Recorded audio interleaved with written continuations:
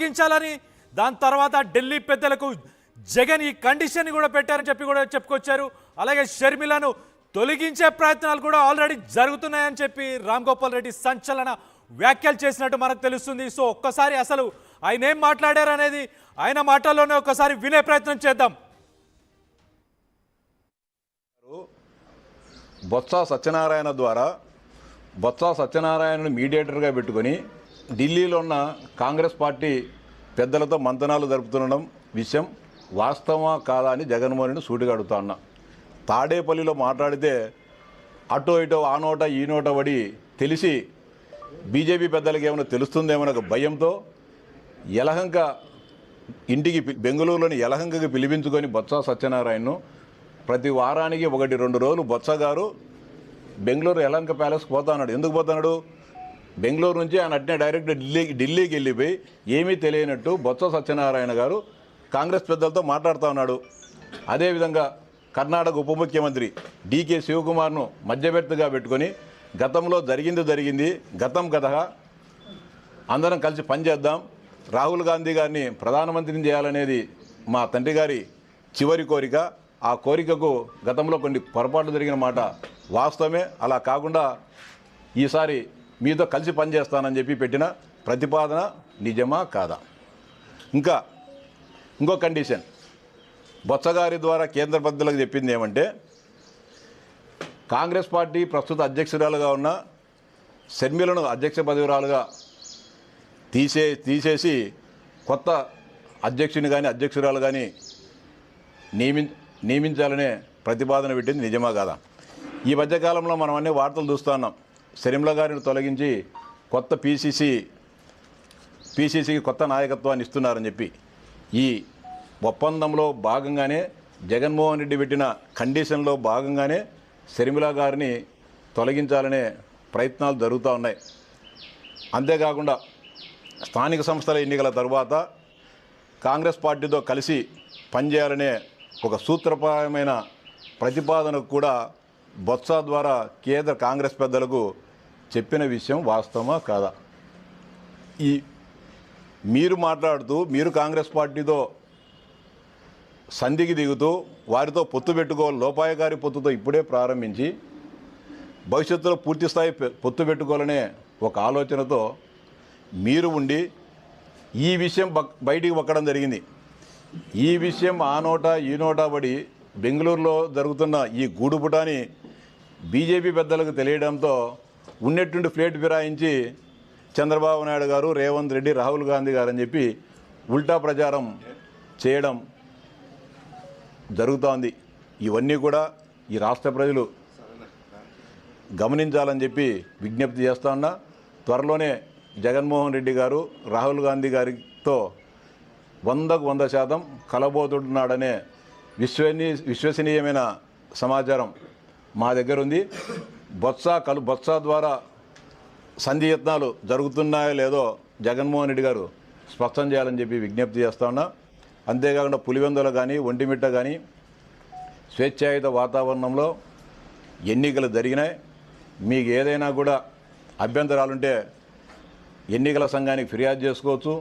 ఎన్నికల సంఘం కూడా మీకు అక్కడ న్యాయం జరగకపోతే మీరు చెప్పినట్లు మీ జెడ్పీటీ సభ్యులు కూడా ఈరోజు సంతకాలు చేసేదానికి అక్కడికి పోయినారు కాబట్టి అఫిడవిట్లలో కోర్టు న్యాయ పోరాటం చేయండి, ఇబ్బంది ఏం లేదు. జగన్మోహన్ రెడ్డి గారు బొత్స సత్యనారాయణ ద్వారా బొత్స సత్యనారాయణను మీడియేటర్గా పెట్టుకొని ఢిల్లీలో ఉన్న కాంగ్రెస్ పార్టీ పెద్దలతో మంతనాలు జరుపుతుండడం విషయం వాస్తవమా కాదా అని జగన్మోహన్ రెడ్డి సూటిగా అడుగుతా ఉన్నా.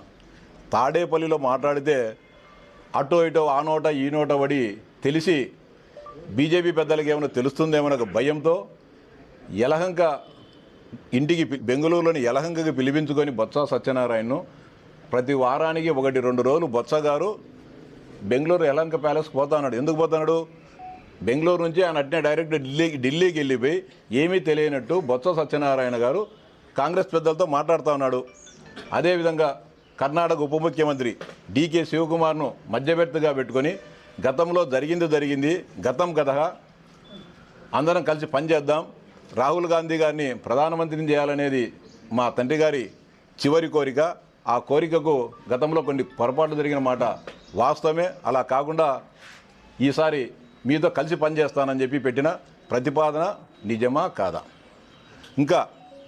ఇంకో కండిషన్ బొత్స గారి ద్వారా కేంద్ర పెద్దలకు చెప్పింది ఏమంటే, కాంగ్రెస్ పార్టీ ప్రస్తుత అధ్యక్షురాలుగా ఉన్న షర్మిలను అధ్యక్ష పదవిరాలుగా తీసేసి కొత్త అధ్యక్షుని కానీ అధ్యక్షురాలు కానీ నియమించాలనే ప్రతిపాదన పెట్టింది నిజమా కాదా? ఈ మధ్యకాలంలో మనం అన్ని వార్తలు చూస్తున్నాం. షర్మిల గారిని తొలగించి కొత్త పీసీసీకి కొత్త నాయకత్వాన్ని ఇస్తున్నారని చెప్పి ఈ ఒప్పందంలో భాగంగానే జగన్మోహన్ రెడ్డి పెట్టిన కండిషన్లో భాగంగానే షర్మిల గారిని తొలగించాలనే ప్రయత్నాలు జరుగుతూ ఉన్నాయి. అంతేకాకుండా స్థానిక సంస్థల ఎన్నికల తర్వాత కాంగ్రెస్ పార్టీతో కలిసి పనిచేయాలనే ఒక సూత్రప్రాయమైన ప్రతిపాదనకు కూడా బొత్స ద్వారా కేంద్ర కాంగ్రెస్ పెద్దలకు చెప్పిన విషయం వాస్తవమా కాదా? మీరు మాట్లాడుతూ మీరు కాంగ్రెస్ పార్టీతో సంధికి దిగుతూ వారితో పొత్తు పెట్టుకోవాలి, లోపాయకారి పొత్తుతో ఇప్పుడే ప్రారంభించి భవిష్యత్తులో పూర్తిస్థాయి పొత్తు పెట్టుకోవాలనే ఒక ఆలోచనతో మీరు ఉండి ఈ విషయం బయటికి పక్కడం జరిగింది. ఈ విషయం ఆ నోట ఈ నోటా పడి బెంగళూరులో జరుగుతున్న ఈ గూడుపుటాని బీజేపీ పెద్దలకు తెలియడంతో ఉన్నట్టుండి ఫ్లేట్ ఫిరాయించి చంద్రబాబు నాయుడు గారు, రేవంత్ రెడ్డి, రాహుల్ గాంధీ గారు అని చెప్పి ఉల్టా ప్రచారం చేయడం జరుగుతోంది. ఇవన్నీ కూడా ఈ రాష్ట్ర ప్రజలు గమనించాలని చెప్పి విజ్ఞప్తి చేస్తా ఉన్నా. త్వరలోనే జగన్మోహన్ రెడ్డి గారు రాహుల్ గాంధీ గారితో 100% కలబోతున్నాడనే విశ్వసనీయమైన సమాచారం మా దగ్గర ఉంది. బొత్స ద్వారా సంధి యత్నాలు జరుగుతున్నాయో లేదో జగన్మోహన్ రెడ్డి గారు స్పష్టం చేయాలని చెప్పి విజ్ఞప్తి చేస్తా ఉన్నా. అంతేకాకుండా పులివెందుల కానీ ఒంటిమిట్ట కానీ స్వేచ్ఛాయుత వాతావరణంలో మనం చూస్తే కనుక టీడీపీకి సంబంధించిన ఎమ్మెల్సీ రామ్ గోపాల్ రెడ్డి సంచలన వ్యాఖ్యలు చేశారు. ఆయన హాట్ కామెంట్స్ చేశారు.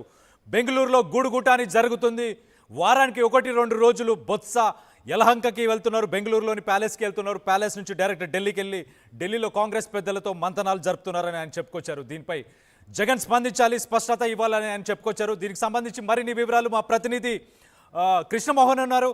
ఒక్కసారి ఆయనతో మాట్లాడే ముందు అసలు జగన్ కాంగ్రెస్లో చేరితే మంచిదా కాదా అనేది మీరు కింద కామెంట్ రూపంలో తెలియపరచండి ఒక్కసారి.